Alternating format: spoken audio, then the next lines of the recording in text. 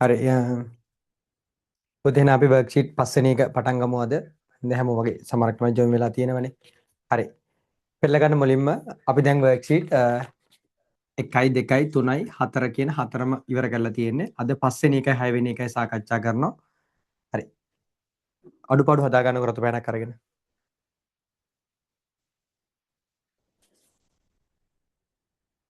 මුලින්ම පෙරලා ගන්න පළවෙනි ප්‍රශ්නේ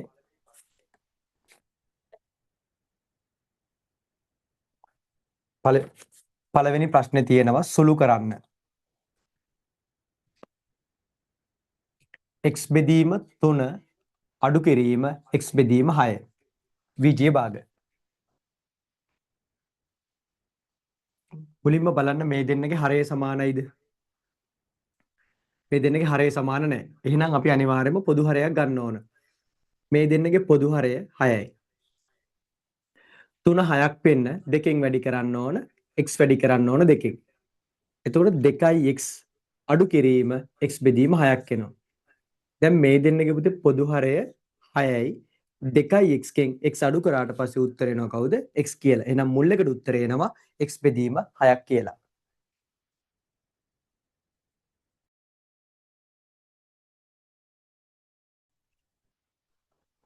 හරි අපි ඔහොම දෙවෙනි එකත් බලාගෙන ඉමු. ප්‍රශ්න අංක 2 3යි x වර්ගය 6යි xy 2යි y වල කුඩා පොදු ගුණාකාරය අහනවා. හරි. 3යි x වර්ගය හැදිලා තියෙන්නේ කොහොමද පුතේ? 3 ගුණ කිරීම x වල වර්ගය. 3 වැඩි කිරීම x වල වර්ගය. ඊට පස්සේ 6යි xy. 6යි xy 6 හැදිලා තියෙන්නේ කොහොමද? අපි 6 ලියන්න ඕන ප්‍රථමක සංඛ්‍යාවල ගුණිතයක් විදියට. 6 කියලා කියන්නේ 2 ගුණ කිරීම 3 x ගුණ කිරීම y. ඊට පස්සේ අනිත් එක්කෙනා පුතේ 2y. 2 ගුණ කිරීම y. දැන් අපිට පුළුවන් කුඩා පොදු ගුණාකාරය ගන්න මේ තුන් දෙනාම බෙදෙන කුඩාම. අපි දැන් බලමු මෙතන කවුද වෙනස් පද ටික දෙක වෙනස්. ඊට පස්සේ 3 වෙනස් පද ටික ලියන්න පුතේ x y. දෙකේ වැඩිම බලය කීයද? දෙකේම එකයි තියෙන්නේ. තුනේ වැඩිම බලය ඒත් එකයි තියෙන්නේ. x වල වැඩිම බලය x වල 2 y එච්චරයි තියෙන පළවෙනි බලය විතරයි. දැන් මේ ටික සුළු කරාම එනවා දෙවරක් 3 6යි x වර්ග y කියලා එකක් එනවා. මේ වගේ ගානක් ආව මේ වගේ පිළිවෙලට පුතේ පල්ලෙහාට ලියාගෙන මේ ඉලක්කම ආවොත් අපි ඒක ප්‍රථමක සංඛ්‍යාවල ගුණිතයක් විදිහට ලියා ගන්න. 6 කියන එක නිකම්ම 6 ලියන්නේ නැහැ. ප්‍රථමක සංඛ්‍යාවල ගුණිතයක් විදිහට ලියාගෙන සුළු කරලා ගන්න තියෙන්නේ. හරි. දැන් ඔය මුල් ප්‍රශ්න දෙකේ අඩුපාඩු හදා ගන්නකො.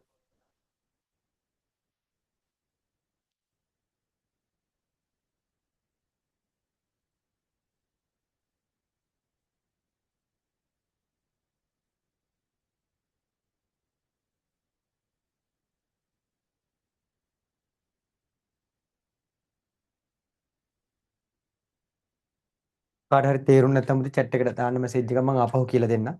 හරි. ඉක්මනට හරි වැරදි බලා ගන්න ඔය ටික.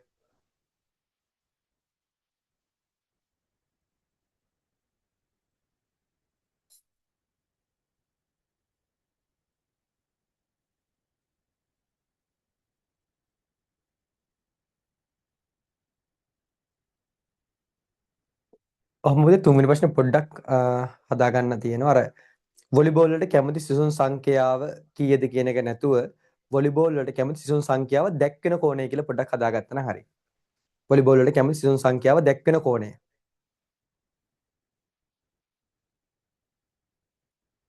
හරි. මම එහෙනම් තුන්වෙනි ප්‍රශ්නේ හදන්න ගන්නම්. හරි.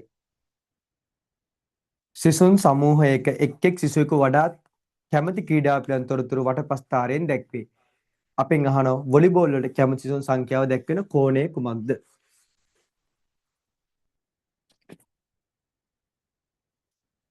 දැන් බලන්න ඔතන දැන් වටපස්තරේ තියෙනවනේ තොරතුරු නිරූපණය කරන ක්‍රමයක්. මෙතන තියෙනවා පාපන්දු 2x පාපන්දු 2x cricket 3x cricket 3x වෙනත් 2x කියලා තියෙනවා වෙනත් 2x වොලිබෝල් x. හරි. ඊට පස්සේ අපෙන් අහන්නේ වොලිබෝල් දැක්කන කෝණයනේ. මෙන්න මේ කෝණ ටික එකතු කරාට පස්සේ කීයක් වෙන්න ඕනද? 360ක් වෙන්න ඕන. ලක්ෂයක් වටා පිහිටි බාහිර කෝණ එකතු වූ අංශක 360යි. එහෙනම් ඔය ටික එකතු කරන්න දැන්. x එකතු කිරීම 2x එකතු කිරීම 3x එකතු කිරීම 2x සමානයි 360යි. අංශක 3යි 2යි 5යි 2යි 7යි 1යි 8යි. 8යි x සමාන වෙනවා 360ට. දෙපැත්තම බුදි දැන් 8ෙන් බෙදන්න සමීකරණයට එක පැත්තකට කරන දේ අනිත් පැත්තටත් කරන්න ඕන. දැන් x කියලා කියන උත්තර එනවා අංශක 45ක් එනවා. එහෙනම් අපෙන් අහන්නේ වොලිබෝල් වලට කැමති සිසුන් සංඛ්‍යාව දැක්කෙන කෝණය.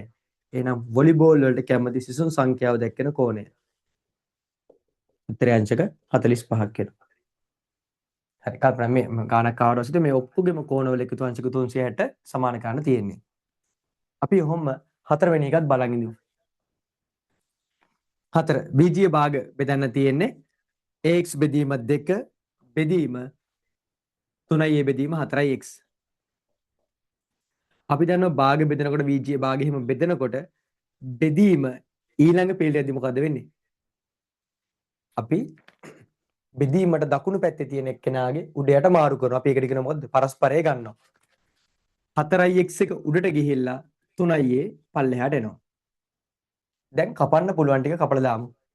a ට a කැපෙනවා. 2ට 2 ඒවා 1යි 4ට 2 ඒවා 2යි. දැන් සුළු කරාම එනවා පුතේ 2යි x අකුර x කෙන් ගුණ කරාම එනවා x වර්ගය බෙදීම 3 කියලා එකක් එනවා. මෙතන a ට a කැපුණා 2ට 4 කැප මෙතන කැපුණාට පස්සේ උතේ 2යි 2යි x වර්ග බෙදීම 3 කියලා එනවා. a කැපිලා ගිහිල්ලා තියෙන්නේ. හරි. දැන් ටක් ගාලා තුන්වෙනි ප්‍රශ්නේ හතරවෙනි ප්‍රශ්නේ අඩුපාඩු හදා ගන්නකො.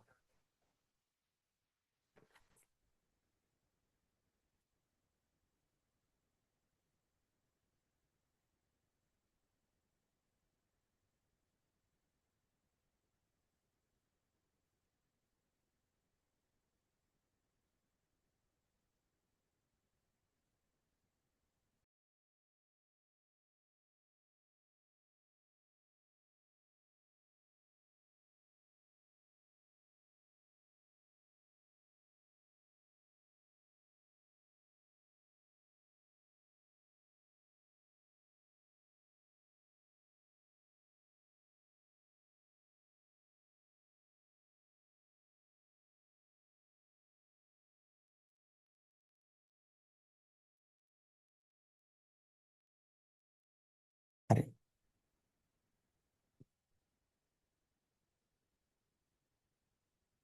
ඔය කල්පනාමතේ බෙදීම ಗುಣ කිරීම වෙනකොට උඩ යට මාරු වෙනවා. අපි එකට කියනවා පරස්පරය ගන්නවා කියලා කියනවා. හරි. මම හිතන්නේ ඒක හැමෝම අඩුපාඩු හදාගෙන ඉවරයි. හරි. ඊට පස්සේ පස්වෙනි ගාන බලන්න.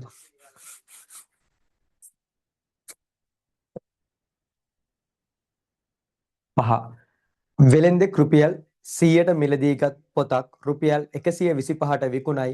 ඔහුගේ ලාභ ප්‍රතිශතය සොයන්න. හරි. මොකද්ද ලාභ ප්‍රතිශතය හොයන සූත්‍රය? ලාභ ප්‍රතිශතය සමාන වෙනවා ලාභයේ බෙදීම ගත් මිල වැඩි කිරීම 100ට 100. ඇයි 100ට 100 වැඩි කරන්නේ? ප්‍රතිශතයක් කරන්න අපි භාගයක් ප්‍රතිශතයක් කරන්න 100ට 100ෙන් ගුණ කරන්න ඕන. හරි. එතකොට මට කියන්න දැන් කල්පනා කරලා 100ට ගන්න පොතක් විකුණන්න කීයද? 125ටයි. එතකොට ලාභය කොච්චරද? 25යි.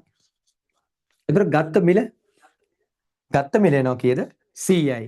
මේ භාගය නිකම්මුතේ උත්තරය උතන 125 කියලා හිතන්න පුළුවන් ඉතින්. මේක ප්‍රතිශතයක් කරන්න 100ට 100ෙන් වැඩි කරනවා. හදන්න දෙයක්වත් නැහැ කෙලින්ම 125යි කියලා උත්තරේ ගන්න පුළුවන්. 100ට 25යි. තේරෙනවද? අලාභ ප්‍රතිශතයක් ඇහුවනම් පුතේ අලාභයේ බෙදීම ගත් මිල වැඩි කිරීම 100ට 100. තේරුණාද? සරලම දේ මෙමයයි. ඔයා රුපියල් අපි තුමු රුපියල් 100කට අඹ ගෙඩියක් ගේනවා. ඔයා මේක විකුණන්නේ සරල අදහස 120කට නම් එක අඹ ගෙඩියකින් ඔයාට කීයක් ලාභය තියෙනවද? රුපියල් 20ක් තියෙනවා. 100ට ගේන අඹ ගෙඩිය රුපියල් 70කට වගේ වික්කොත් ඔයාට 30ක් පාඩුයි. අපි ඒකට කියන විතර අලාභයක් කියලා. අලාභය රුපියල් 30යි. හරි. අපි දැන් යමු 6 වෙනි ප්‍රශ්නෙට. ගිය සතියේත් ඕව තිබ්බ වර්ක්ෂීට් වල උතේ. හරි. 3x වෙන 2 වරහණක් x ධන 6 සමානයි බිඳුවේහි මූල කියලා දුන්න වර්ගජ සමීකරණය පද දෙක ගුණිතය බිඳුවයි නම් මොකද්ද කරන්නේ?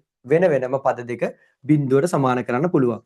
3x ඍණ 2 සමානයි බිඳුව හෝ x ධන 6 සමානයි බිඳුව. හරි. දැන් ඍණ දෙක අනිත් පැත්තට ගියාම එනවා උත්තරේ ධන 2යි හෝ මේ ධන 6 එහා පැත්තට ගියාට පස්සේ x සමානයි ඍණ 6යි.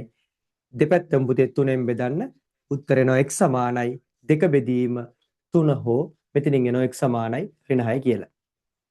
ඇත්තටම වෙන්නේ මෙතන මේ ඍණ දෙකට ධන දෙකක් අපි එකතු කරනවා. මේ වම් පැත්තට කරපු දෙයම දකුණු පැත්තටත් කරන්න එපා. එතකොට බිඳුවට දෙකක් එකතු කරාම දෙකයි. මේ ඍණ දෙකට ධන දෙක කැපිලා පුතේ එතන බිඳුවක් එනවා. එතකොට උත්තර එනවා 3යි x සමානයි 2යි. දෙපැත්තම 3ෙන් බෙදුවම එනවා උත්තර x සමානයි 2 බෙදීම 3යි. හරි. හොඳට මතක තියාගන්න. දැන් මේ පැත්තේ ඉලක්කමක් එහෙම දාලා තිබ්බොතින් බිඳුවට සමාන කරන්න බෑ. මෙයා බිඳුවට කරන්න අපි මේ ඔක්කොම සුළු කරගෙන මේ නියත පදයක් තියෙනවා මේ පැත්තට අරගෙන බිඳුවක් කරලා තමයි පුතේ පද වෙන වෙනම බිඳුවට සමාන කරන්නේ. හරි. දැන් ඉක්මනට අඩුපාඩු හදා ගන්න ඔගේ දෙකේ.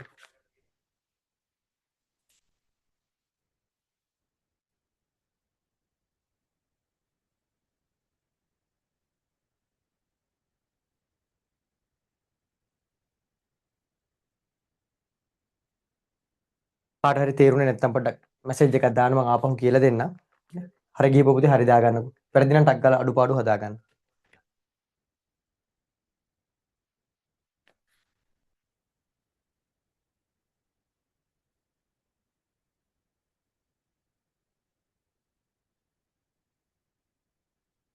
රෙකෝඩින් එකත් ගෲප් එකට දාන්න මොකක් හරි දැන් ලියා ගන්න බැරි වුණොත් ඒ වෙලාවට රෙකෝඩින් එක බලලා අඩුපාඩු ටික හදා ගන්න.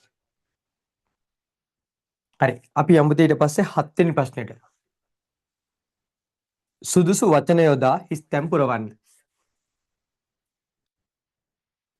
පළවෙනි හිස් තැන සමාන්තර ආශ්‍රයක සම්මුඛ පාද සම්මුඛ හිස් තැනක් සමාන වේ. එතකොට මුල් හිස් තැන්න මොකද එන්නේ? සමාන්තර ආශ්‍රයක් ගත්තට පස්සේ උතේ ඔයා ලක්ෂණ දන්නෝ සම්මුඛ පාද සමාන වෙනවා. තව සම්මුඛ කෝණ සමාන වෙනවා.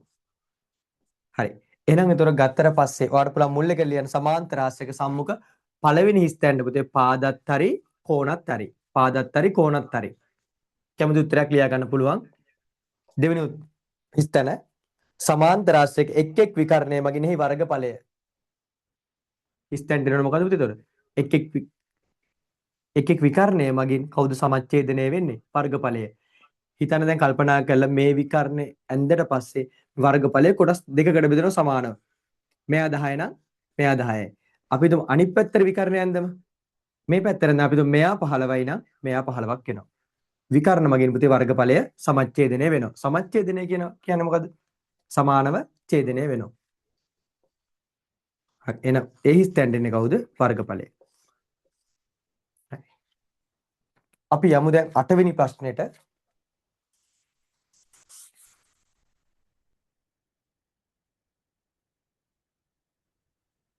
රොම්බසයක වර්ගඵලය වර්ග සෙන්ටිමීටර 24ක් වේ. මෙහි AC විකර්ණයේ දිග 6ක් නම් DB විකර්ණයේ දිග. ටිකක් හොඳ ප්‍රශ්නයක්. හරි. බෝඩ් එක බලන්න. රොම්බසයක අපි දන්න පාද හතර මොකද්ද වෙන්නේ? සමානයි. ඊට පස්සේ තව විශේෂ දෙයක් තියෙනවා මොකද්ද? විකර්ණ ලම්බකව සමච්ඡේදනය වෙනවා. ලම්බකව කියන්නේ අංශක 90ක් විදියට මෙතන. මෙතන A, මෙතන B, C, D. හරි. මෙයාගේ වර්ගඵලය 24යි. දැන් කල්පනා කරන්න හොඳට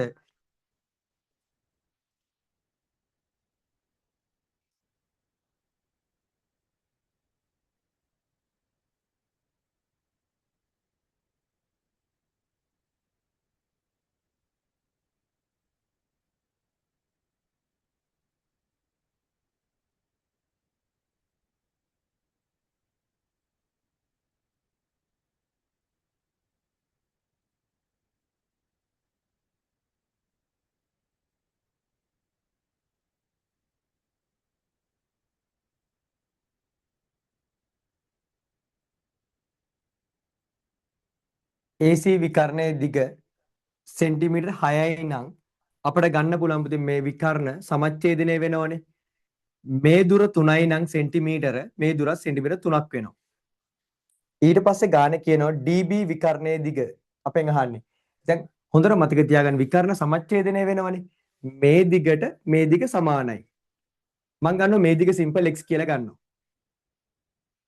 දැන් පුතේ කල්පනා කරන්න හොඳට මෙයාගේ වර්ගඵලය 24යිනේ. දැන් හිතන්න කල්පනා කරලා මේ ටික x නම් මෙතනත් x. දැන් මෙතන වර්ගඵලය ගන්නකොට බලන්න මේ වගේම ත්‍රිකෝණයක් තියෙන්නේ. මෙතනත් තියෙන පුතේ මේ වගේම ත්‍රිකෝණයක්. මෙතනත් තියෙන්නේ මේ වගේම ත්‍රිකෝණයක්. ඔයාලට දැන් පේනවද? මෙන්න මේ වගේ ත්‍රිකෝණ හතරකින් නේද මේ රොම්බසය හැදිලා තියෙන්නේ. මෙන්න මේ වගේ ත්‍රිකෝණ හතරකින් තමයි මේ රොම්බසය හැදිලා තියෙන්නේ. මේ ත්‍රිකෝණ වර්ගඵලය කියන්නේ කවුද? භාගයයි ආධාරකය x කියලා ගන්න පුළුවන් නැත්නම් 3 ගන්න පුළුවන්. මං x වැඩි කිරීම 3. එතකොට මේ වගේ ත්‍රිකෝණ කීයක් තියෙනවද පුතේ? 4ක්. ඕක 4ෙන් වැඩි කරාට පස්සේ නේද මෙයාගේ මුළු වර්ගඵලය කාට සමාන වෙන්නේ? 24ට. ඒක තේරුණාද හැමෝටම?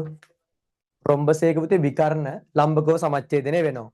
භාගයයි මේක x ලම්බ උස 3යි. ඒ වගේ ත්‍රිකෝණ කීයක් තියෙනවද? 4ක්. දැන් පුතේ කල්පනාවෙන් මේ දෙකට කැපුණම 1යි 4ට දෙකේව 2යි උත්තරේ එනවා 6යි x සමානයි 24යි. දෙපැත්තම 6ෙන් බෙදන්න x වලට කීයක් එනවද? 4ක් එනවා. x වලට උත්තරේ සෙන්ටිමීටර 4ක් එනවා. දැන් පුතේ කල්පනා කරන්න හොඳට අපෙන් අහන db විකර්ණයේ දිගනේ. එහෙනම් විකර්ණ සමච්ඡේදනය වෙනවා db විකර්ණයේ දිග කීයක් එන්න ඕනද? db විකර්ණයේ දිග එන්න ඕන මෙයා 4 නම් ඒ වගේව දෙකක් පුතේ 4ේව දෙකක් උත්තරේ කීයද? 8යි. සෙන්ටිමීටර 8යි. හොඳට මතක තියාගන්න රොම්බසයක පාද 4ම සමානයි. සමාන්තරාංශයේ සම්මුඛ පාද විතරයි සමාන වෙන්නේ. ඊට පස්සේ රොම්බසයක විකර්ණ මොකද්ද වෙන්නේ? ලම්බකව සමච්ඡේදනය වෙනවා. මේ වගේම ත්‍රිකෝණ 4ක් තමයි පුතේ මෙතන තියෙන්නේ. මේ බලන්න මෙතන 3යි මෙතන x මේ බලන්න මේකමනේ තියෙන්නේ. නේ? මේ වගේ ත්‍රිකෝණවල 4ක් බැලුවල 24ට සමාන කරලා උත්තරේ ගන්නවා. මෙයා 4යි ඒ වගේ දෙගුණයක් උත්තරේ 8ක් වෙන්න ඕන. හරි. දැන් ඉක්මනටම මේකේ අඩුපාඩු හදාගන්න මේ හිස් තැන් දෙකට ලියන්න ඕනේ. මෙතන උත්තර දෙකම ගැලපෙනවා පුතේ. පාද සහ කෝණ මෙතන වර්ගඵලය. හරි. ඉක්මනට අඩුපාඩු හදාගන්නකො.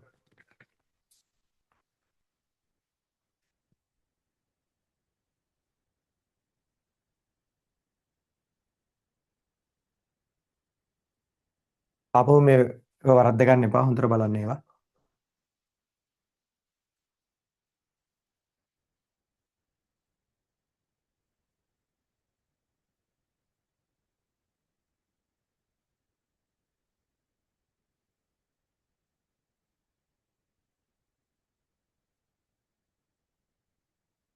රොම්බසයක වර්ගඵලය හොයනවත් පුතේ ඔය වගේ තමයි තියෙන්නේ. එක ත්‍රිකෝණයක වර්ගඵලය හොයලා 4ෙන් වැඩි කරන හරිය. දැන් සමාන්තර ආශ්‍රේඛාව නම් ආධාරකයේ ගුණ කිරීම ලම්බ උස. හරි. අපි යමු එහෙනම් 9 වෙනි ප්‍රශ්නෙට.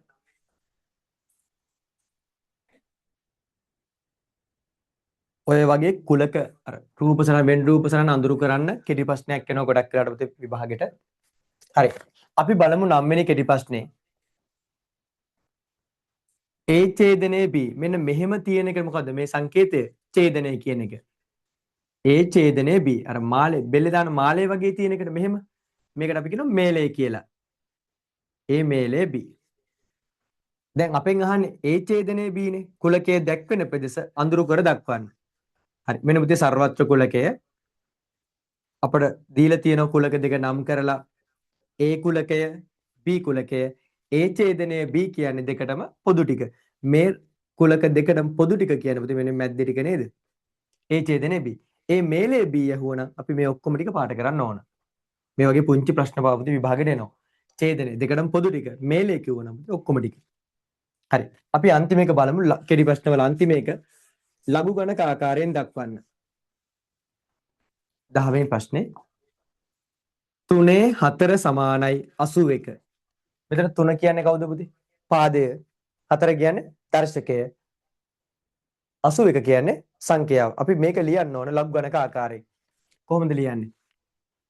ලොක් මෙතන පාදයේ පුතේ 3 නම් ලඝු ගණක වලත් පාදයේ 3යි. ලොක් 3 පාදයට මෙතන සංඛ්‍යාව වෙනවා. මෙතන ලඝු 3 පාදයට 81 සමානයි කීයද? 4යි. ඔච්චරයි. ඒ කියන්නේ 81 හැදෙන්නේ 3 කීයක් ලියලාද? 3 4ක් ලියලා. 81 සමාන 3 4න්නේ. දැන් මෙතන පාදය 3යි දර්ශකයේ 4යි සංඛ්‍යා වස්තු 1යි. ලඝු වලිනුත් ලියනකොට පුතේ පාදය වෙනස් වෙන්නේ නැහැ. මේ දෙක පොඩ්ඩක් මාරු වෙනවා ඉතින්. 81 මෙතෙන්ට ඇවිල්ලා 4 මෙතෙන්ට යනවා. දැන් බලන්න පුතේ කෙටි ප්‍රශ්න වාගේ 10න් කීයක් හරිද කියලා බලා ගන්න. ගිය සතියේ කොහොමද අද බලන්න කොහොමද කියලා. කෙටි ප්‍රශ්න 10ක් කියලා කියන්නේ ලකුණු 20ක්. හරි. ඉක්මනට පුතේ අඩුපාඩු හදා ගන්න.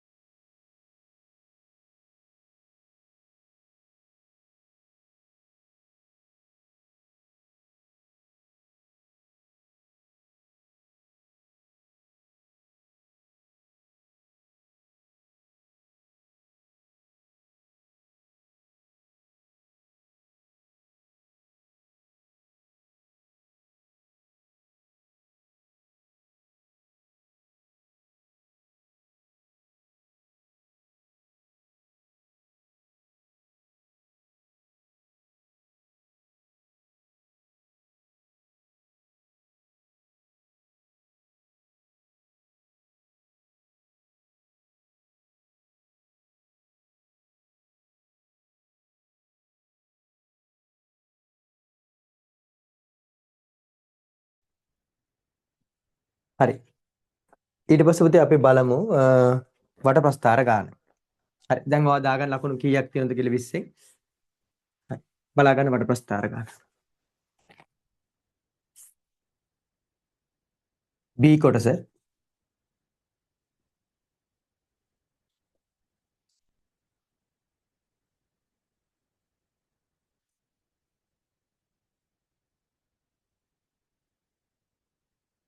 වට්ටක්ක මහා කෝණයක් තියෙන කෙනාංශික 90ට වඩා වැඩි වෙන්න ඕන කොහොමත් ඒකේ සැසුරට අඩු වෙනවා. මේක බණ්ඩක් අංශක 90යි බණ්ඩක්කවල කෝණය. ඊට පස්සේ අංශක 30කින් තියෙනවා බෝංචි. පුංචි වල සුළු කෝණයක් විදිහට බෝංචි. ඊට පස්සේ බටු. දැන් බලාගන්න පළවෙනි ප්‍රශ්නේ කියනවා එක්තරා මුලින්ම ගාන බලමු. එක්තරා ගොවීන් පිරිසක් වගා කිරීම සඳහා විවිධ එළවලු වර්ග තෝරාගත් ආකාරයේ රූපේදී ඇති වට ප්‍රස්ථාරයෙන් දැක්වේ. එළවලු වර්ග 4නේ. වට්ටක්කා, බටු, බෝංචි, බණ්ඩක්කා. සෑම ගොවියෙක්ම එක් එළවලු වර්ගයක් පමණක් වගා කළේය. ඒ කියන්නේ මෙතන ඉන්න සෙට් එක පුතේ වට්ටක්කම විතරයි. මෙතන ඉන්න කට්ටිය බෝංචිම විතරයි. දෙකක් වගා කරන්නේ නැහැ. වට්ටක්ක තෝරගත් ගොවීන් ගන්න බටු තෝරගත් ගොවීන් ගන්න සමානයිලු. එහෙනම් මම වට්ටක්ක කෝණ x කියලා ගත්තොත් බටු කෝණෙත් කවුද? x කියලා ගන්න පුළුවන්. අපෙන් අහන පළවෙනි ප්‍රශ්නේ රෝමිලකන් 1 බටු තෝරාගත් ගොවීන් නිරූපණය කරන කේන්ද්‍රික ඛණ්ඩයේ විශාලත්වය. දැන් මම කෙටි ප්‍රශ්න වලත් අහු වුණා මොකද පුතේ කරන්න ඕන? මේ කෝණ ටිකේ එකතුව කීයට සමාන ගන්න 360ට. මේ කෝණ කීයද? 90. 90 එකතු කිරීම මේ ආංශක 30 එකතු කිරීම මෙතනින් එනවා පුතේ x එකතු කිරීම x සමාන ආංශක 360යි. 90යි 30යි එකතු කරාම 120යි. x එකතු කරාට පස්සේ 2x සමානයි 360යි. එහෙනම් 2x කියලා කියන්නේ 360න් අඩු කරන්න 120ක්. එතකොට 2x කියලා කියන්නේ 240යි. දෙපැත්තම පුතේ දෙකෙන් බෙදන්න.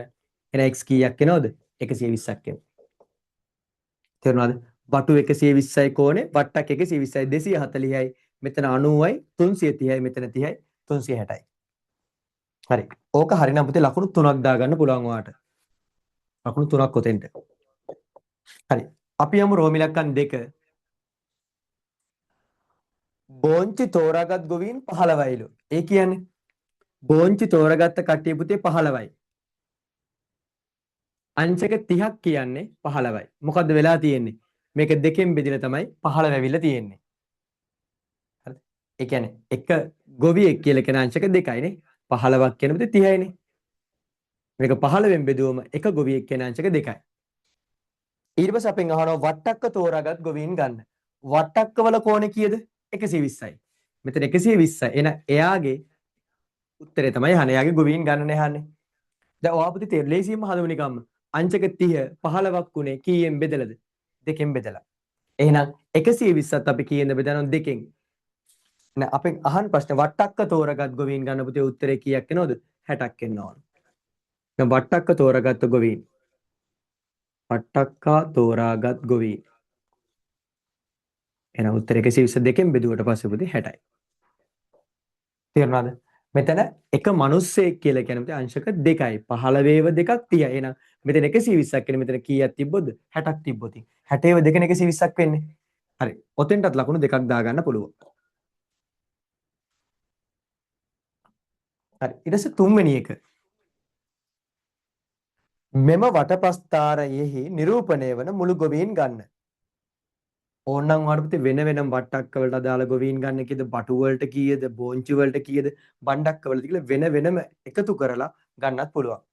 හැබැයි ඊට වඩා ගොඩක් ලේසි නේද පුතේ මෙතන මුළු සම්පූර්ණ කෝණේ 360යිනේ. දැන් අපි දන්නවා අංශක 30ක් කියලා කියන්නේ එතකොට 15යිනේ. මේක 30 දෙකට බෙදුවා.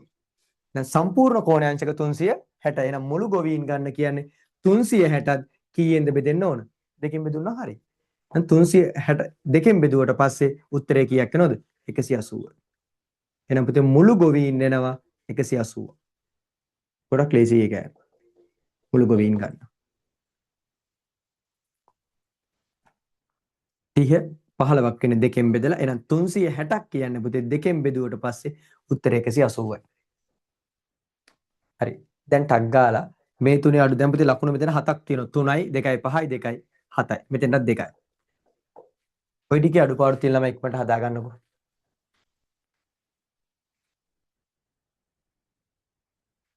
කාට හරි තේරුනේ නැත්නම් chat එකට message එකක් දාන්න.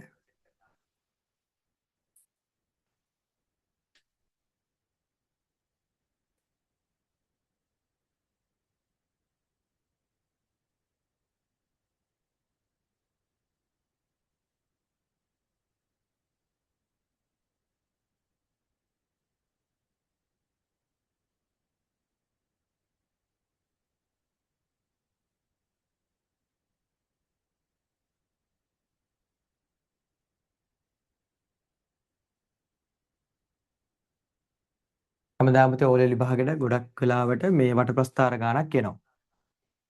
ඒතර වටප්‍රස්ථ සමහර විට වටප්‍රස්ථාරයක් එනවා. එහෙම නැත්නම් ජාල රේඛයේ සංඛ්‍යාත බහුවස්ත්‍රය. නැත්නම් සමුජි සංඛ්‍යාත වක්‍ර. ওই තුනෙන් එකක් තමයි ඕලෙ විභාගෙට එන්නේ අනිවාර්යයෙන්ම. වටප්‍රස්ථාර, ජාල රේඛයේ සහ සංඛ්‍යාත බහුවස්ත්‍රය, සමුජි සංඛ්‍යාත වක්‍ර. වැඩිපුර වටප්‍රස්ථාරන හැකියාවක් තියෙන නිසා හොඳට බලන්න මේ ගාන.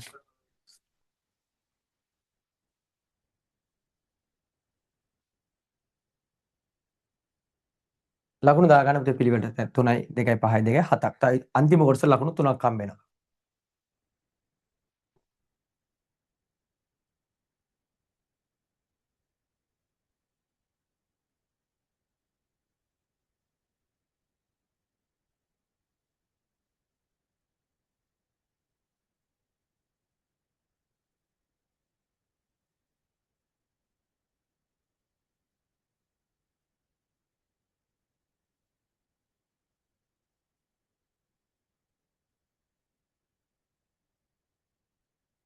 හරි.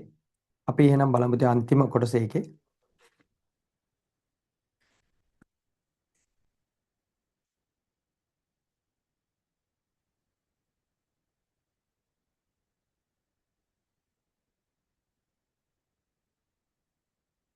රෝම ඉලක්කම් 4 වසරකට පසු බටු වගා කරමින් සිටි ගොවීන්ගෙන් 20 දෙනෙක් එළවලු වගා කිරීම නතර කළහ. බටු කලින් කී දෙනෙක් වගා කරාද? 60යි. දැන් පුතේ එතකොට 20 දෙනෙක් වගා කිරීම නවත්තනවා නම් දැන් බටු ගාන කොච්චරද? දැන් බටු වගා කරන පිරිස. දැන් බටු වගා කරන පිරිස. 60න් 20ක් අඩු කරාම උත්තරේ 40යි. හරි. ඊට පස්සේ කියන වෙනස් වූ දත්ත. ඒ කියන්නේ වෙනස් වෙච්ච පුතේ තොරතුරු දැන් මේ ටික වෙනස් වෙනවනේ දේවල්. දැන් බටු කෝණේ අඩු වෙන්න ඕන. අපිට කියනවා වෙනස් වූ දත්ත සලකා ඇඳ ඇති නව වට ප්‍රස්ථාරයක. කියන්නේ අලුත් එක අපිට අඳින්න කියලා නෑ පුතේ.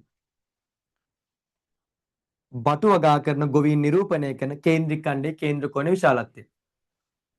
දැන් සාමාන්‍යයෙන් 20ක් ගියාට පස්සේ බටු ඉන්නේ 40නේ. අපි ඔක්කොම ගොවීන් 180ක් කියලා ආවනේ. දැන් අපෙන් අහන අලුත් එක්කනට දාලා බටු වලට කෝණේ. ඔක්කොම ගොවීන් ගන්න අපි 180ක් විදියට ගත්තොත් ගොවීන් 180ක් කියලා හිතුවොතින් මෙහෙම හිතන්න පුළුවන් දැන් මෙතන බටු වගා කරන කට්ටිය 20ක් අයින් වෙනවනේ. ළමයින්ට හිතන්න පුළුවන් කලින් ඔක්කොම ගොවි 180ක් හිටියා. දැන් 20 අයින් වෙලා ගියොත් පුතේ 160යි දැන් ඉන්නේ. සමහරක් ළමයි හිතුවොත් ඒ කට්ටිය බටු විතරයි වගා කරන එක නවත්තන්නේ වෙන මොකකට හරි ගියොත් පුතේ ගොවීන්ගේ මුළු ගාණ වෙනස් වුන්නේ නැහැ. 180යි. හරි අපි බලමු දැන් ඔක්කොම ගොවීන් 180ක් කියලා හිතුවොත් බටු වලට දාලා කෝණය. අලුත් ගානේ බටු වලට දාලා කෝණය. දැන් පුතේ ඔක්කොම ගොවීන් දැන් 180යි. ඊට පස්සේ දැන් බටු වගා දැන් 20 කඩුනානේ. එහෙනම් 180ෙන් 40යි. අපි බලන්න ඕන පුතේ කොච්චර කෝණයක්ද කියලා. මේ ලක්ෂයක් වටා තියෙන කෝණවල එකතුව 360යි. අපි බලන්න ඕන එතකොට අංශක 360ෙන් වැඩි කරන්න.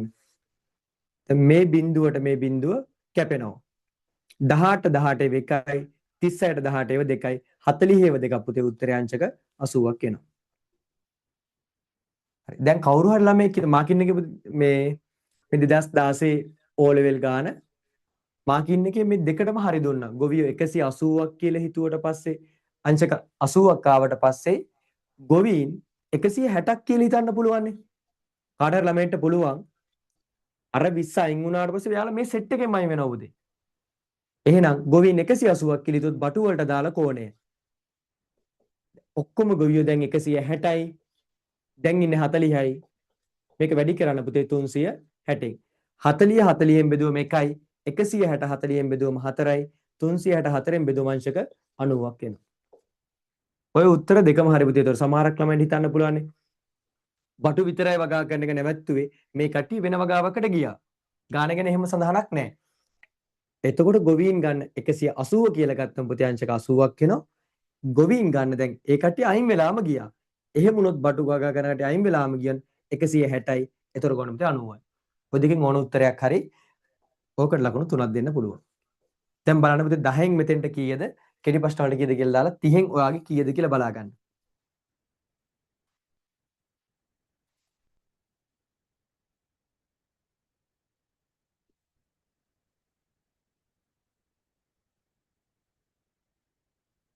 උත්තර දෙකම හරි පුතේ 80 ආපු ළමයි හරි දාගන්න 90 ආපු ළමයි හරි දාගන්න.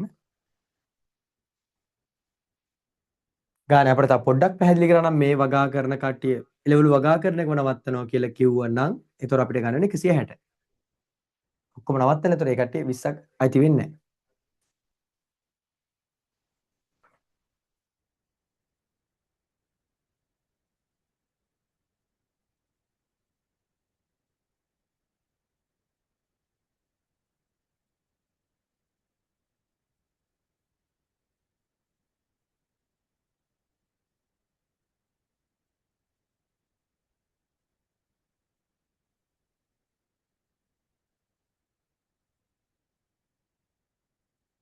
තමන්ගේ ලකුණු 30න් කීයද කියලාද chat එකට message එකක් දාන්න. 30න් කීයක් හරි ගියාද කියලා. කෙටි ප්‍රශ්න 10ට දෙවරක් 10 20යි. මෙතෙන් 10යි 30යි. 30න් කීයද කියලා බලන්න. ඊයේදී හොඳ ලකුණු තිබිච්ච ළමයි හිටිය අද බාන්න පොඩ්ඩක් දාන්න chat එකට.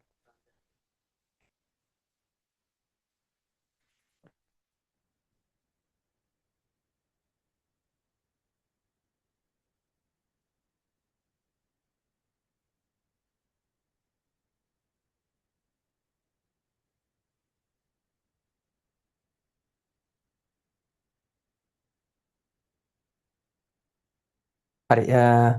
ලකුණු දාගෙන නැතිව හරි. දැන් විනාඩි දැන් වර්ක්ෂීට් එතකොට පස්වෙනි එක පුතේ සාකච්ඡා කරලා ඉවරයි. අපි දැන් පහක් දැන් අපි මේ අද තුන්වෙනි සතිය තමයි පේපර් ක්ලාස් එකේ යන්නේ.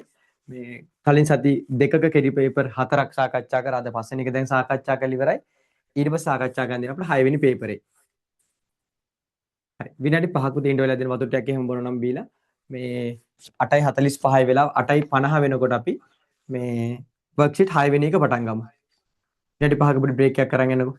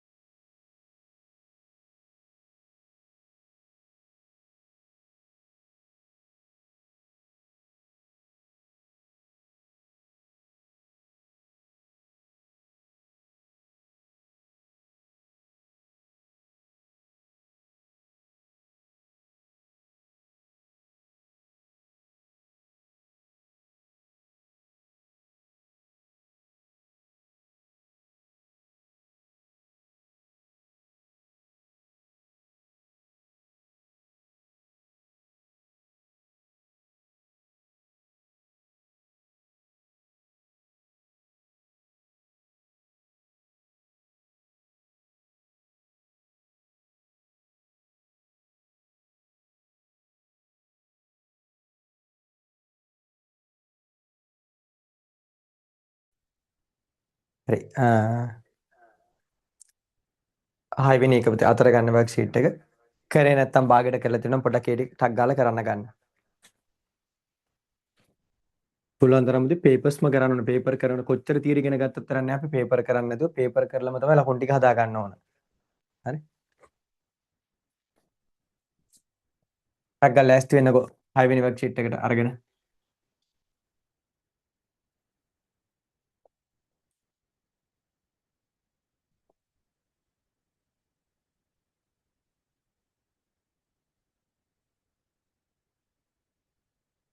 හරි. අපි බලමු තියෙන වෙලාව හරි. දැන් මේ දෙන්නගේ 6 වෙනි වර්ක්ෂීට් පළවෙනි එක විජ්ජී භාග අඩු කරන්න තියෙන්නේ. මේ දෙන්නගේ හරය සමානයිද? නෑ. එහෙනම් පොදු හරය කීයද? පොදු හරය පුතේ 4x. කියන්නේ 2යි 4යි ගත්තට පස්සේ ඒ දෙන්නගේ පොදු හරය 4යි. මෙතන කුඩා පොදු ගුණාකාර x ගේ xම තමයි. මෙයා වැඩි කරන්න ඕන දෙකෙන් මෙතන දෙකෙන් වැඩි කරන දෙවරක් එක 2යි. අඩු කිරීම 1 යට 4x. දෙකෙන් එකක් අඩු කරාම 1යි 1 බෙදීම 4x. හරි. දෙන්නගේ පොදු හරය පුතේ 4x ගත්තා. දෙකෙන් වැඩි කළා උත්තරේ 1 යට 4x. බලාගන්න දෙවෙනි ගාන විජේ ප්‍රකාශන දෙකේ කුඩා පොදු ගුණාකාරය සොයන්න. මං කියලා තියෙන ඔහොම ගානක් ආවම පල්ලෙහාට ලියා ගන්න ඒවා හැදිච්ච විදි ටික ලියන්න. x වතාවක් x තන දෙක යටින් එන x වර්ග. මෙයා හැදිච්ච විදිය x ගුණ කිරීම x තන දෙක. මෙයා හැදිච්ච විදිය x වැඩි කිරීම x නැත් x වල දෙවෙනි බලය බුදි. ඔහොම ලියා ගන්න. දැන් කුඩා පොදු ගුණාකාරය ගන්න පුළුවන්. කුඩා පොදු ගුණාකාරය මේ දෙන්නගේ කුඩාම පොදු ගුණාකාරය. වචනේම තියෙන කුඩා අඩුම එක පොදු දෙකටම ගැලපෙන දෙකක් හෝ තුනක් තිබ්බොත් එයාලගේ ගුණාකාරය. වෙනස් පද ටික ලියන්න x වෙනස්. තව x ධන 1 වෙනස්. x වල වැඩිම බලය කීයද? x වල වැඩිම බලය පුතේ x වල දෙවෙනි බලය. x ධන 2 වැඩිම බලය 1යි තියෙන්නේ න ะ ඔච්චරයි. කුඩා පොදු ගුණාකාරයන ඔය උත්තරය. ගුණ කිරීම නැතුව ලිව්වත් කමක් නැහැ. x වර්ග වරහන් x ධන 2. හරි. අපි බලමු ප්‍රශ්නාංක 3 බලන් ඉන්නකො පුතේ. ප්‍රශ්නාංක 3. නිවසක වාර්ෂික වටිනාකම රුපියල් 3000කි. ගාන අඩු නැහැ කියලා වැඩි හිතන්න එපා. 3000කි.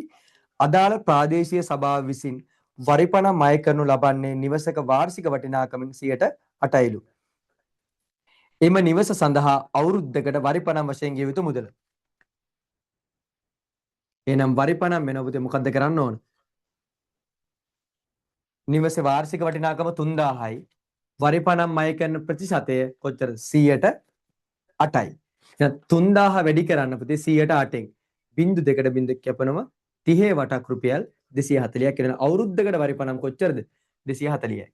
පුතේ වරිපණම් ගණන් එක යන ප්‍රධානම දෙයක් තමයි මතකද ඔයාලට? කාර්තුවක් කියලා කියන්නේ මෙතන ගානේ අහලා නැහැ. කාර්තුවක් කියලා කියන්නේ මාස කීයක්ද? මාස කීයද කාර්තුවක් කියන්නේ?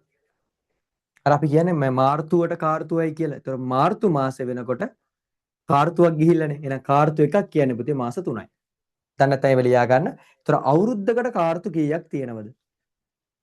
අවුරුද්දකට කාර්තු 4ක් තියෙනවා. පුතේ මාස 3 කැලි 4ක් තියෙනවනේ. එහෙනම් අවුරුද්දකට කාර්තු 4යි. හරි. උත්තරේ මෙතන රුපියල් 240ක් එනවා. අපෙන් කාර්තුවකට හුවනම් මොකද්ද කරන්නේ? මේ උත්තරේ පුතේ 4ෙන් බෙදන්න ඕන. හරි. දැන් මුල් ගණන් තුනේ අඩුපාඩු තියෙන ඒවා හදා ගන්නකො ඉක්මන් කරලා.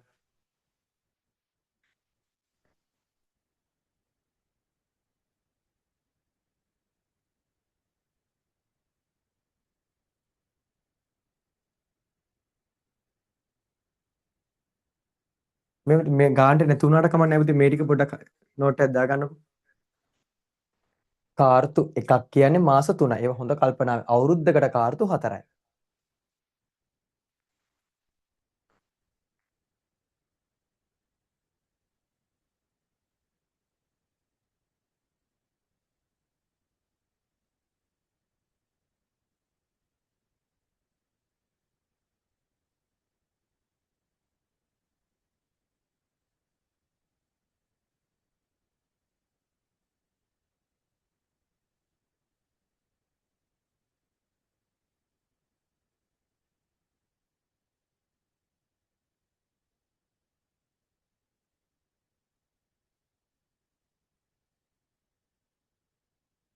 හරි. අපි යමුද එහෙනම් හතරවෙනි ප්‍රශ්නෙට විසඳන්න තියෙන්නේ.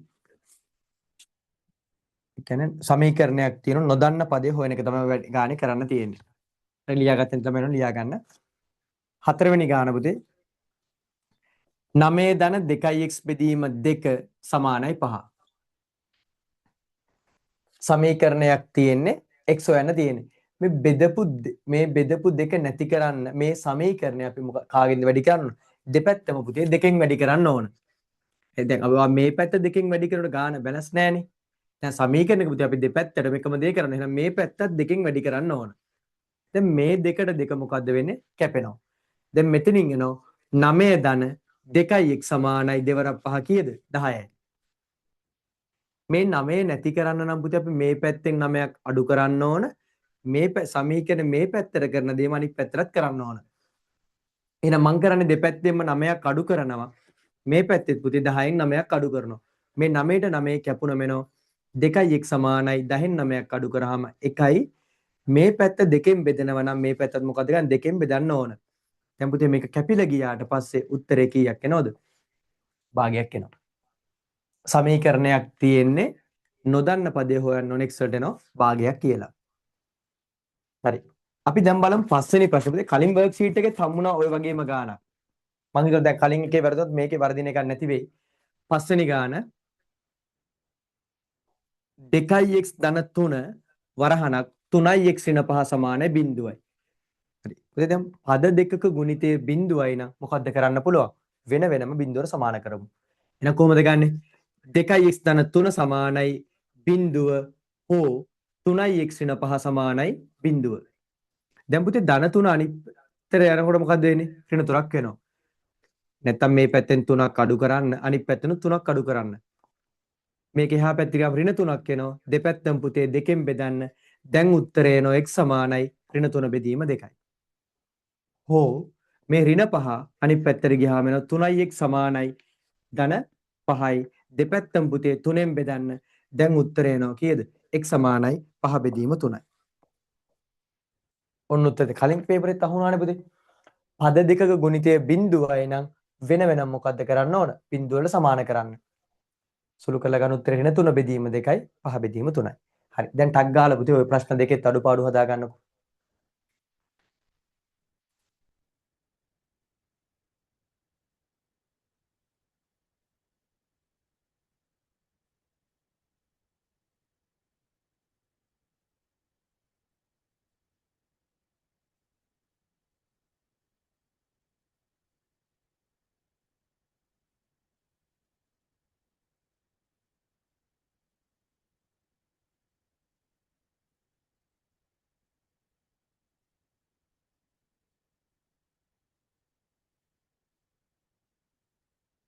ආපහු කියලා දෙන්න ඕන දෙයක් තියෙනවා පුතේ chat එකට දාන්න මම කියලා දෙන්නම්.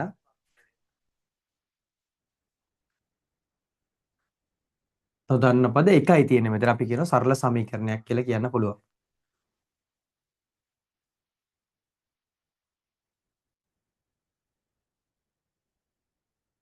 හරි. මම දැන් මේක ලියාගෙන ඉවරයි. අර ගාන ලියලා පුතේක ලියාගන්න ඉක්මනට.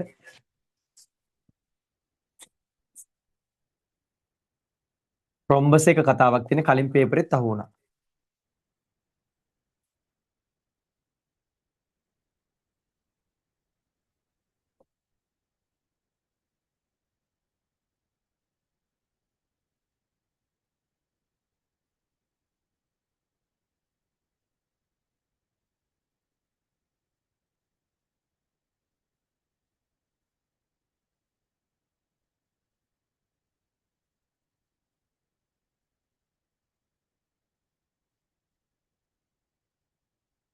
හරි. පුතේ එහෙනම් බලන්න 6 වෙනි ප්‍රශ්නේ.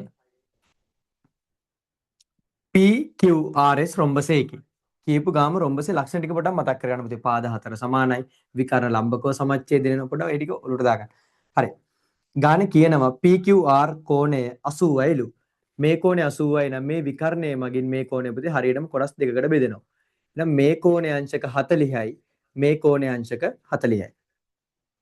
දැන් හොඳට බලන්න අපෙන් අහන්නේ PSR නේ. එහෙනම් PSR කියනකොට කල්පනා ගන්න මේ කෝණෙට මේ කෝණේ සමානයි. සම්මුඛ කෝණේ සමාන වෙනවා. දැන් පුතේ හොඳට බලන්න දැන් ඔයාලට තේරෙන්න ඕනේ මේ පාද හතරම සමානයිනේ. රොම්බසේ පාද හතරම සමානයි.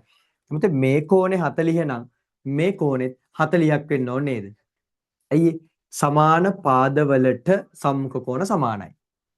දැන් මේ කෝණේ 40. දැන් මේ කෝණේ 40 නම් මේ කෝණෙත් 40ක් වෙන්න එපා. ඇයි සමාන පාදවලට සම්මුඛ කෝණ සමානයි. පාද හතර සමාන වෙන්නත් එපා. හරි. දැන් හොඳට කල්පනා කරන්න PSR කෝණය කීයක් වෙන්න ඕනද? 80ක් වෙන්න ඕන. නම් මුල්ල ගෙනොත් PSR කෝණාංශක 80යි. හරි. ඊට පස්සේ ගාන කියනවා PQS විශාලත්වය. PQS විශාලත්වය කියන එක නිකම්ම දැන් හොයන්න පුළුවන්. PQS විශාලත්වය කියනකොට උත්තරේ එනවා කියලා අංශක 40ක් එනවා. PQS අංශක 40. රොම්බස් එක විකර්ණ ලම්බකව සමච්ඡේදනය වෙනවා. පාද හතර සමානයි. ඒතර තේරුම් ගන්න ඕනේ මේ කෝණේ 40ක් වෙනවා කියන්නේ මේ කෝණෙත් 40ක් වෙන්න ඕන. මුල් එකට පුතේ නිකම්ම PSR 80යි කියලා ඉතින් මෙහෙම දෙක දෙක දා ගන්න ඕනෙත් නෑ. ඒකට උත්තරේ ලියලා පස්සේ 40 කියලා දා ගන්න පුළුවන්. හරි. අපි යමු 7 වෙනි ප්‍රශ්නෙට. කුලක සම්බන්ධ ප්‍රශ්නයක්. මොකද කියන්නේ? 1ත් 20ත් අතර තුනෙහි ගුණාකාර කුලකයේ ලියා දක්වන්න. කුලකයක් අංකණය කරනකොට පුතේ ඉංග්‍රීසි හෝඩියේ කැපිටල් ලකුරකින් දක්වන්න ඕන. අපි සංගල වරහන් තුල තමයි කුලක අංකණය කරන්නේ. 1ත් 20ත් අතර තුනෙහි ගුණාකාර කුලකය. මොනවද තුනේ ගුණාකාර? 3 6 9 12 15 18 21 ලියන්න පුළුවන්ද පුතේ? බෑ. ඇයි? 20ත් අතරනේ තොඩ. 20ට අඩු වෙන්න ඕනේ එතකොට උත්තරේ 18. 3 6 9 12 15 18. හරි. අපි බලමු ඔහොම 8 වෙනි ප්‍රශ්නේ ලඝු ගණක ප්‍රශ්නයක්. දැන් කලින් පේපරේ මන් දුන්නේ පුතේ දර්ශක දීලා ලඝු ගණක. මේකේ දෙන්නේ මම ලඝු ගණක දීලා දර්ශක කරන්න. ලොක් 4 පාදයට x සමානයි 3යි. දැන් පුතේ ඔයා බලන්න ඕනේ මෙතෙන්ට මොන ඉලක්කම ආවට පස්සේද 3 කියන එකක් එන්නේ. දැන් මං ඉස්සෙල්ලා ගාන කිව්වා ලඝු ගණකවල පාදයයි දර්ශකවල පාදේ දෙකම එක වෙන්න ඕනේ. එහෙනම් අපට ඕන ගානේ පාදේ කවුද? 4යි. හරිද? පාදේ 4යි. මෙතන තියෙන උත්තරේ පුතේ 3යිනේ. අපි මේ 4 තිබිලා දර්ශකයේ විදිහට මේ ඉලක්කම 3 සමානයි x. දැන් 4ේව 3ක් කියන්නේ පුතේ කිය 12 නෙවෙයි. 4 වරක් 4 16යි. 16ව 4ක් කීයද? 64යි. එහෙනම් x ලගේ පුතේ උත්තරේ 64ක් එන්න ඕන. ඒ කිව්වේ ඔයා මෙතෙන්ට 64 දැම්මට පස්සේ තමයි 64 හැදෙන්නේ 4ේව කීයක් ගුණ කළද පුතේ? 3ක් ගුණ කරලා. මම ඉස්සලා ගානෙත් කිව්වේ පාදයේ 4ක් වුණා ලඝු ගණකවලත් පාදයේ 4ම තමයි.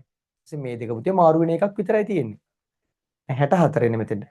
මෙතෙන්ට දෙකක් ආවනම් මෙතෙන්ට කී දෙන්න ඕන? 8ද නැහැ. කීයද 16යි. එතකොට 4 වරක් 4 නේ 16 වෙන. ඒතර මෙතන උත්තරේ 2යි. තේරෙනවද කියපුදේ? හරි. දැන් පුතේ ටක් ගාලා ඔය ගණන් තුනේ අඩුපාඩු හදාගන්න.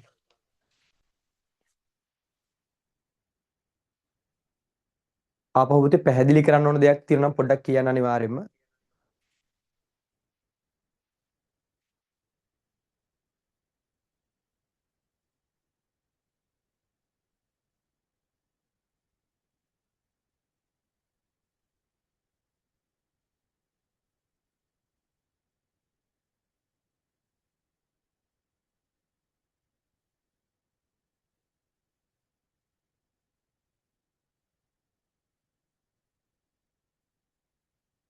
කොම්බස් එක පුතේ විශේෂ ලක්ෂණ මෙන්න මේ හොඳට මතක තියාගන්න. විකර්ණ ලම්බකව සමච්ඡේදනය වෙනවා.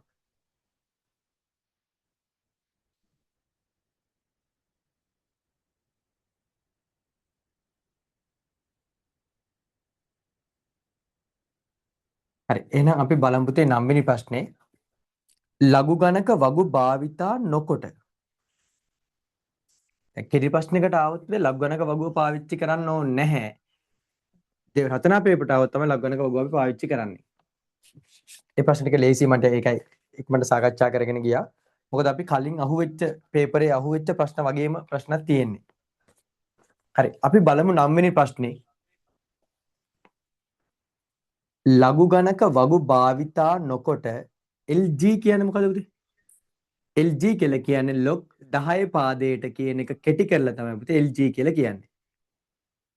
එතකොට ලඝු LG 25 එකතු කිරීම LG 4.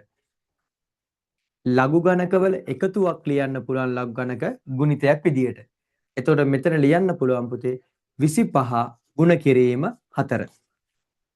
LG 25 4ක් කීයද? 100යි. LG 100. දැන් අපි බලන්න ඕනේ මේක වට තේරුම් ගන්න අමාරු නම් මේ තියෙන්නේ පුතේ log 10 පාදයට 100 ලඝු ගණකේ. එහෙනම් මට කියන 100 හැදෙන්නේ 10 වරක් කීයද? 10 වරක් 10 නේද 100 වෙන්නේ. එහෙනම් උත්තරේ එන්නේ පුතේ කීයද? 2යි. මේ පේලි ඕනේ නැහැ කෙලින්ම LG 100 කියන උත්තරේ 2 කියලා දාන්න පුළුවන්. LG 10 තිබ්බනම් 10 පාදයට 10 ලඝු ගණකය 1යි. මෙතන 1000 තිබ්බනම් පුතේ 3යි. මෙතන 1 තිබ්බනම් 0යි.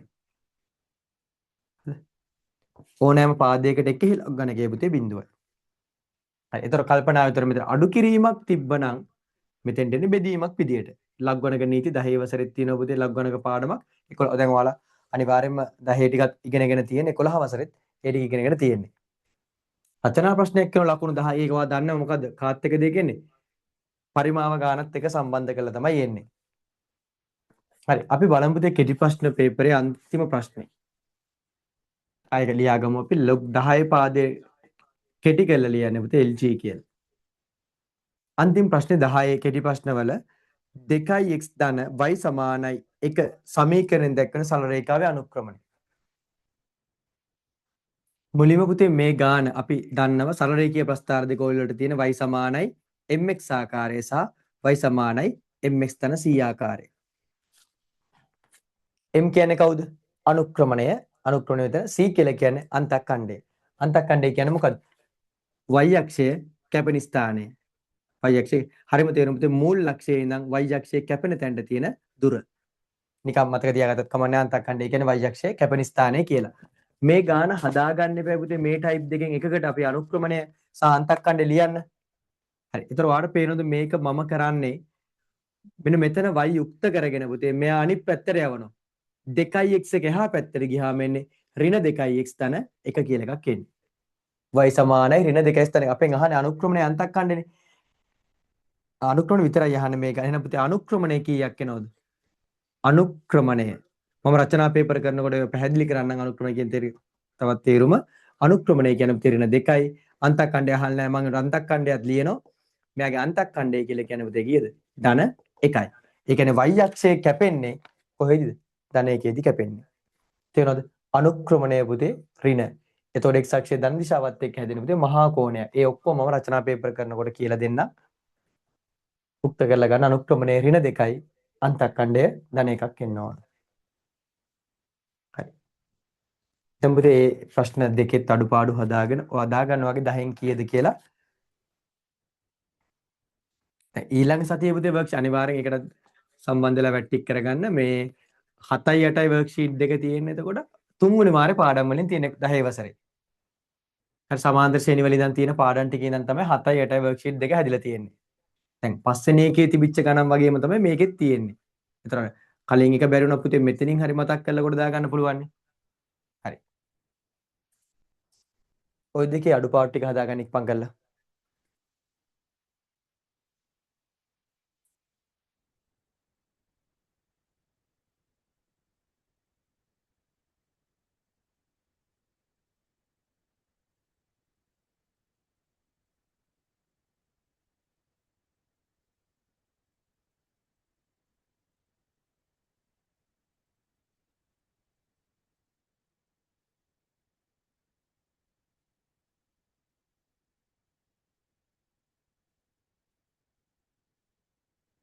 මේ පුතේ කියන්නේ ප්‍රස්තාර අපි සාකච්ඡා කරනකොට තව ගොඩක් පැහැදිලි කරන අනුක්‍රමණය හොයන්නේ කොහොමද? y ඛණ්ඩාංක වෙනස බෙදීම x ඛණ්ඩාංක වෙනස කොහොමද? සරල රේඛීය ප්‍රස්තාරයක් අඳින්නේ? වර්ගජ ප්‍රස්තාර කොහොමද අඳින්නේ? ඔක්කොම ටික පැහැදිලි කරන්න රචනා පේපරයෙන් පටන් ගත්තට පස්සේ හරි. එහෙනම් අපි බලමු B කොටස ප්‍රතිශත ප්‍රශ්නේ. හරි. බලාගමු මේ ප්‍රශ්නේ. රචනා පේපරේ අංක 1 B කොටස. හරි. කුමාර නගර සභා සීමාව තුළ වෙළඳ ව්‍යාපාරයක් පවත්වාගෙන යයි.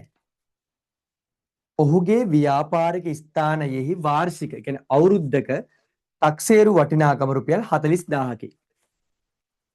අවුරුද්දෙන් අවුරුද්ද පස්සේ ඕනම ඉඩමක එහෙම අවුරුද්දෙන් අවුරුද්ද නේ කාලෙන් කාලේ ටට්ටක් ගාලා වටිනාකම වෙනස් වෙනවනේ. අද තියෙන ගාන නෙවෙයි හෙට වෙනකොට. හරි.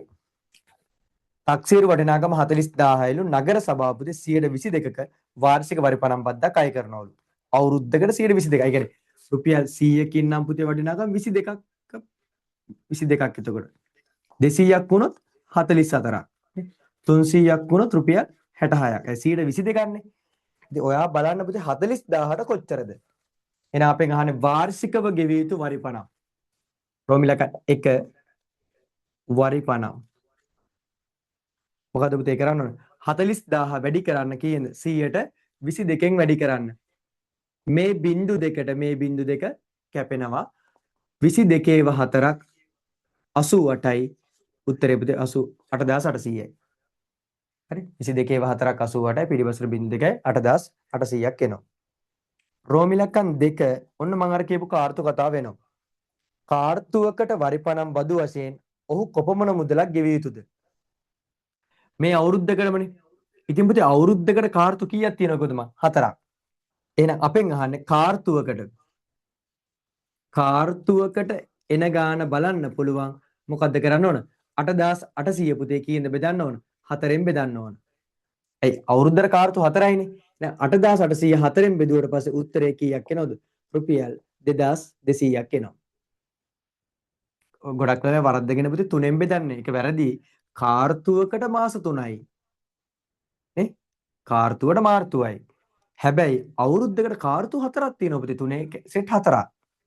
එහෙනම් 4ෙන් බෙදුවම උත්තරේ රුපියල් 2200ක් එනවා. පොඩක් අමතක නම් ආපහු ලියාගමු. අවුරුද්දකට කාර්තු 4යි. අවුරුද්දකට කාර්තු 4 එකම ගණන් පුතේ ඔය විභාගෙට එන්නේ. පුළුවන් තරම් මහන්සිලා වැට්ටික් කරගන්න ඉතින්. අවුරුද්දට කාර්තු 4යි. හරි. ওই දෙකේ අඩුපාඩු හදාගෙන ලකුණු දාගත්ත පුතේ සාමාන්‍යයෙන් දාගමු.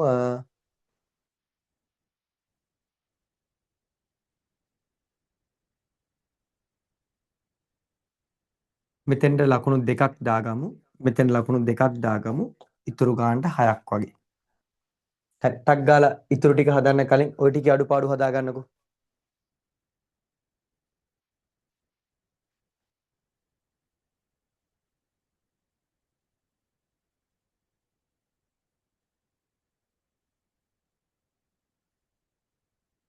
මේව හොඳට මතක තියාගන්න පුතේ. කාර්තුවක් කියලා කියන්නේ මාස 3ක කාලයක්. අවුරුද්දකට කාර්තු 4ක් තියෙනවා. හරි. ඊට පස්සේ B කොටස අපෙන් අහන්නේ ආදායම් බදු කතාවක්. හරි. මේ ටික අඩුපාඩු හදාගන්නකෝ ඉක්මන් කරලා.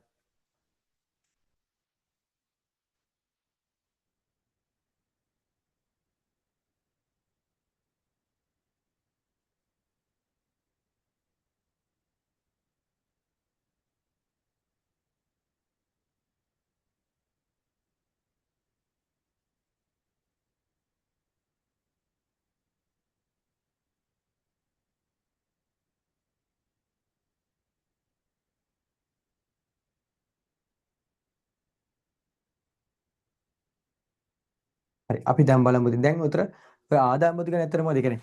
සාමාන්‍යයෙන් මිනිස්සෙක්ගේ හරි ව්‍යාපාරික ස්ථානයක හරි රජෙක් කියන කියන්නේ ආදායම යම්කිසි ගාණක් ගානකට අපිට වැඩි වුණාට පස්සේ අපි රජයට බද්දක් ගෙවන්න ඕන. ඉතින් රජෙන් කොන්දේසියක් දාලා තියෙනවා මේ අවුරුද්දට මෙච්චර ගානකට හම්බ කරන කඩි සල්ලි උපයන කට්ටිය රජයට ගෙවන්න ඕන බද්දට අපි කියනවා මොකද ආදායම් බදු කියලා කියනවා. හරිද? දැන් ගානේ කියනව නේද? හොඳට බලා ගන්න පුතේ වගුවක් දීලා තියෙනවනේ. එතකොට විභාගයේදී ඔය වගුව දෙනව පුතේ අනිවාර්යයෙන්ම. හරි? එතකොට ගානේ කියනවා වාර්ෂික ආදායම රුපියල්. පළමු ලක්ෂ 5 ආදායම් බදු ප්‍රතිශතයේ පුතේ බද්දෙන් නිදහස්. ඒ කියන්නේ මුල් ලක්ෂ 5ට නැත්නම් හැම මිනිස්සෙම ආදායම් බදු ගෙවන්න වෙනවනේ. ඒතර අවුරුද්දේ ආදායම ලක්ෂ 5ක් වගේ තියෙන මිනිස්සෙක් පුතේ බදු ගෙවන්න ඕනේ නැහැ. ආදායම් බදේ නිදහස්. තේරුණාද ඒක? කානේ කියනවනේ. ඊට පස්සේ කියනවා ඊළඟ ලක්ෂ 5ට පුතේ 4යි. ඔන්න අර ලක්ෂ 5 පැනලා ඊළඟට යනකොට පුතේ අනිවාර්යෙන් අපි 4ක් ගෙවන්න ඕන. ඔයාලට පේනද ආපහු ඊළඟ ලක්ෂ 5ට 8යි. එන්න පුතේ ආදායම් බදු ප්‍රතිශතය වැඩි වෙනවා. හේතුව ආදායමත් වැඩි වෙනවා. හරි. ඉහත වගුවට අනුව, ඒ කියන්නේ දීපු වගුවට අනුව කුමාර වර්ෂයකට රුපියල් 12000ක මුදලක ආදායම් බද්දක් ලෙස ගෙවයි. ඔහුගේ වාර්ෂික ආදායම. හරි. මට කියන්න පුතේ මුලින්ම කුමාර 12000ක් ගෙවනවා කියන ආදායම් බදු විදියට කුමාරගේ අනිවාර්යම ආදායම ලක්ෂ 5ට අඩුද වැඩිද? මුල්ම තරගෙ පුතේ වැඩි වෙන්න එපා. පුතේ ලක්ෂ 5ට අඩු වුණා නම් මෙයා බදු ගෙවන්න ඕනේ නෑනේ. එහෙනම් මුල්ම තර්කේ වාට ගේන්න පුළුවන් මෙයාගේ පඩිය කුමාරගේ පඩිය පුතේ ලක්ෂ 5ට වඩා මොකද වෙන්නේ? ලක්ෂ 5ට වඩා වැඩි වෙන්න ඕන. තේරෙනවද? ලක්ෂ 5ට වඩා වැඩි වෙන්න ඕන. ඊට පස්සේ අපි බලමු පොඩ්ඩක්. දැන් මේ ලක්ෂ 5ට නිදහස්නේ පුතේ කුමාරගේ ආදායම මෙතන. මෙයා නිදහස්. එහෙනම් ගණ කියලා තියෙනවනේ. අනිවාර්යයෙන්ම බලන්න ඕනේ. එයාගේ ආදායම පුතේ ඊළඟ කොටට යනවා. අපි බලමු පොඩ්ඩක්. ඉතුරු ලක්ෂ 5ට පුතේ 104නේ. අපි බලමු පොඩ්ඩක් කල්පනා කරලා කුමාරගේ ආදායම ලක්ෂ 10ටත් වඩා වැඩිද කියලා බලමු. ඒ කියන්නේ අපි බලන්න ඕනේ පුතේ ලක්ෂ 5ට 104ක් බලනින්දමු ඉස්සල්ලාම. එහෙනම් අපි බලමු ඊළඟ ලක්ෂ දෙවෙනි ලක්ෂ 5 තියෙන්නේ. ලක්ෂ 5 වැඩි කරන්න ලක්ෂ 5 වැඩි කරන්න පුතේ 104ෙන් වැඩි කරන්න. sorry. දැන් ආදායම් බදු වෙනවා මෙතන ආදායම ලක්ෂ 5 මේ බිංදු දෙකට බිංදු දෙක කැපුණොම 5000 4ක් වෙනවා පුතේ රුපියල් 20000ක් එනවා. 200 2000 20000යි. දැන් හොඳට තේරුම් ගන්න මෙයා ආදායම් බදු විතර 20000ක් ගෙවනවා. මෙතන කියන විදියට. හැබැයි පුතේ ගානේ මෙයා ගෙවලා තියෙන ආදායම බදු 12000යිනේ.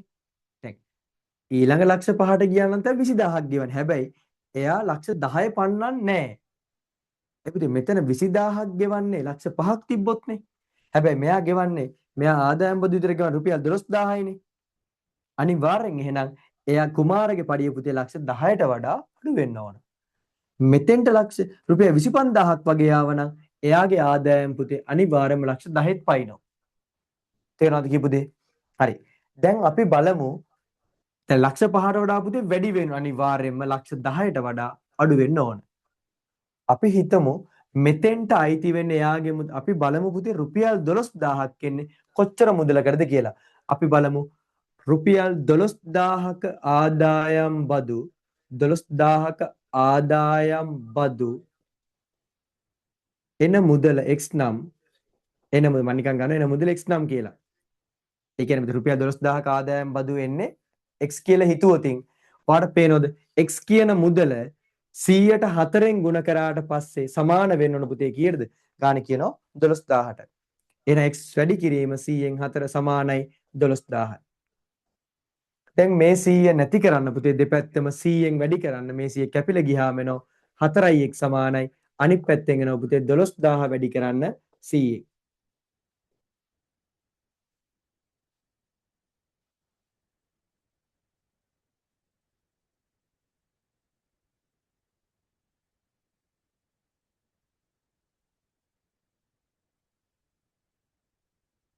එතකොට දෙපැත්තම බෙදන්න පුළුවන් පුතේ 4ෙන් දෙපැත්තම 4ෙන් බෙදන්න පුළුවන් 7ට 4 කැපෙනවා එහෙනම් x සමානයි ඔයාලට පේනවා ගොඩේ පේනවද x සමානයි මෙතනින් එනවා පුතේ 12 4ෙන් බෙදුවම 3යි එතකොට 5.3යි 4යි 5යි 300 3000 ලක්ෂ 3ක් එනවා පුතේ තේරුණාද මුලින්ම බලන්න මෙයාගේ ආදායම ලක්ෂ 5ට වඩා වැඩි වෙන්න ඕන ඒක පුතේ මුලින්ම ක්ලියර් කරගන්න මොකද ආදායම් බදු මෙයා ගෙවනවා කියලා කියන්නේ අනිවාර්යයෙන්ම පුතේ පඩිය ලක්ෂ 5ට වඩා වැඩි වෙන්න ඕන. ඊට පස්සේ අපි බලමු ඊළඟ ලක්ෂ 5ට 104 නම් ඊළඟ තරකේ තමයි ලක්ෂ 10ට වඩා අඩු වෙන්න ඕනද වැඩි වෙන්න ඕනද? එහෙනම් මෙතනින් එනවා ආදායම් බදු ලක්ෂ 5 100ට 4ෙන් වැඩි කරාම පුතේ 20000යි. ඔයා එතනින් තෝරගන්න ඕන අනිවාර්යෙන් මෙයාගේ පඩිය පුතේ ලක්ෂ 10ට වඩා අඩුයි. ඊට පස්සේ අපි බලමු 12000ක ආදායම් බදු මුදලක් එන්නේ කීයටද කියලා. x කියන මුදල මම මේ මුදල x කියලා හිතුවොත් x 100ට 4ෙන් ගුණ කරාම පුතේ උත්තරේ 12000යි. දැන් මේ පැත්තේ මේ බෙදපු 100 නැති ගන්න පුතේ දෙපැත්තම 100ෙන් ගුණ කරන්න. 100ට 100 කැපෙනවා මෙයත් 100ෙන් වැඩි කරනවා. දෙපැත්තම පුතේ 4ෙන් බෙදුවම උත්තරේ රුපියල් ලක්ෂ 3ක් කියලා. එහෙනම් ඔහුගේ වාර්ෂික ආදායම රුපියල් ලක්ෂ 3ද? නෑ නෑ. ඒ පුතේ ලක්ෂ 5. ඉතින් ලක්ෂ ආදායම ලක්ෂ 3ක් වුණා නම් ඒ ආදායම බදු ගෙවන්න ඕනේ නෑනේ. ගොඩක් ළමයි මේ ඔක්කොම හරියට කරලා අන්තිමට පුතේ ආපහු වරද්ද ගන්නවා ලක්ෂ 3 දාලා. වැරදි. මොකක්ද එහෙනම් අපෙන් අහන්නේ? එයාගේ ආදායම. එහෙනම් පුතේ ආදායම එනව මොකද්ද කරන්න ඕන? ආදායම එනවා මුලින් ලක්ෂ 5 නිදහස් ලක්ෂ 5. ඒ ලක්ෂ 5ට මේ ලක්ෂ 3 එකතු කරාට පස්සේ පුතේ උත්තරේ එනවා ලක්ෂ 5ට එකතු කරන්න ඔයාලට ගන්න පුළුවන් පුතේ එතකොට ලක්ෂ 3. මෙහෙම ලියන්න ඕනේ එකපාරට උත්තරේ දාන්න ඉතින්. උත්තරේ එනවා පුතේ ලක්ෂ රුපියල් 8ක් කියලා. අඩුපාඩු තියෙනවා හදාගන්න පුතේ. රුපියල් ලක්ෂ 8ක ආදායමක් තියෙනවා. හරිනේ. ලක්ෂ 5ට වඩා වැඩි 10ට වඩා පුතේ අඩුයි. විභාගෙට මේ සාමාන්‍ය ලොකුවටම දෙන්නේ නැහැ පුතේ. මොකද ලොකු වගුවක් දෙන්නෙකුත් ගොඩක් ඉඩත් යනවා. ඒ නිසා පොඩි වගුවක් දෙන්නේ මේ වගේ පොඩි ප්‍රශ්නයක් අහන්නේ. ගොඩක් ළමයි වරද්දගන්නේ මෙහෙම දැන්. ආදායම් බදු හොයන්න කියලා ගොඩක් ඔයාලට ටක් ගාලා හදනවා. මේ වගේ ගාණක් දෙනවා පොඩ්ඩක් වරද්ද ගන්නවා. හරි ඒක හොඳට ගාණ කියවන්න මේ මුදල ගත්ත පුතේ නිකම්ම ලක්ෂ 3 අන්තිම ලක්ෂ 3 දාන්න එපා. ලක්ෂ 3 එකතු කරාට පස්සේ උත්තරේ ලක්ෂ 8ක් එනවා පුතේ. හරි මේ සම්පූර්ණ ගාණ තුල ලකුණු 6ක් වගේ ගන්න පුළුවන්. මම ඊළඟ සැපේ ඊළඟ මාසේ පේපර් සාකච්ඡා කරන වෙනම පැය දෙකේ පේපර් කෙටි පේපර් පැය තුනේව සාකච්ඡා කරන වෙනම කියන්න මේක ලකුණු කීයද මේක ලකුණු මේක දැන් දල විදියට කිව්වේ ඊළඟ මාසෙන් අපි එහෙම කරගෙන යමු. බාන උත්තරේ ලක්ෂ 8ක් ආපු ළමයි.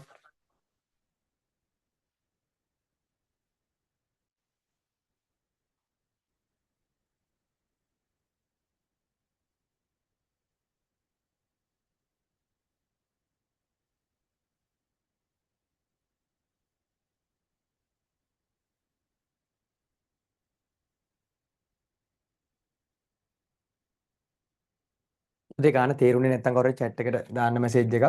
හරි ගාන හොඳට මේවා අනිවාර්ය විභාගයට යන ප්‍රශ්න. හරි. ඔයා දන්නවා පුතේ පළවෙනි ගාන භාග ඊට පස්සේ දෙවෙනි එක පරිමිතිය වර්ගඵලය තුන්වෙනි ප්‍රශ්නේ නේ ප්‍රතිශත. ගොඩක් අඩ එක කැරකෙවෙන්නේ මෙන්න මේ 10 වසරේ ප්‍රතිශත කියන කොටසුනුයි 11 වසරේ කොටස් වෙළඳපොළ ආශ්‍රිත ප්‍රශ්න වලින් තමයි එන්නේ. අපි ඒතර කොටසල් නාමිකගේ වෙළඳගේ ඔක්කොම ටික ඊළඟ පේපර් වලදී බලමු. හරි. අඩුපාඩු තියෙනවා අපි ඉක්මනට හදා ගන්නකො. දැන් පොඩ ඕකෙත් බලන්න කෙටි පේපර් ලකුණු වල 30න් කීයක් තියෙනවද කියලා. අපි ඊළඟ දවසේ කෙටි පේපර් 7 වෙනි එක සහ 8 වෙනි එක සාකච්ඡා කරමු. එතනින් ওই වර්ක්ෂීට් වැඩේ ඉවරයි. ඒ කියන්නේ සතිය ගාන මම වර්ක්ෂීට් දෙනවා ඒ වුණාට අපි සාකච්ඡා කරන්නේ. ඒතර ෆුල් පේපර් තමයි ගොඩක් අට පන්තියේ සාකච්ඡා කරන්නේ.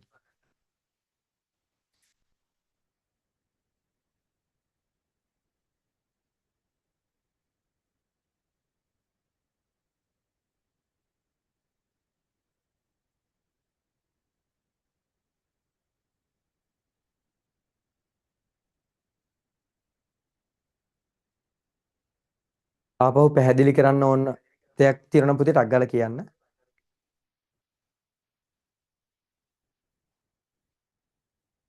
හරි මම හිතනවා හැමෝම ලියාගෙන ඉවර ඇති කියලා. දැන් අපි එන අපිට දැන් වර්ක් සති 3ක් වෙනවා අපේ පේපර් ක්ලාස් එක පටන් අරගෙන වර්ක්ෂීට් අපි 6ක් ඉවර කරා. 1 2 3 4 5 6 ලබන සතියේ පුතේ වර්ක්ෂීට් එක අපි 7යි 8යි සාකච්ඡා කරනවා.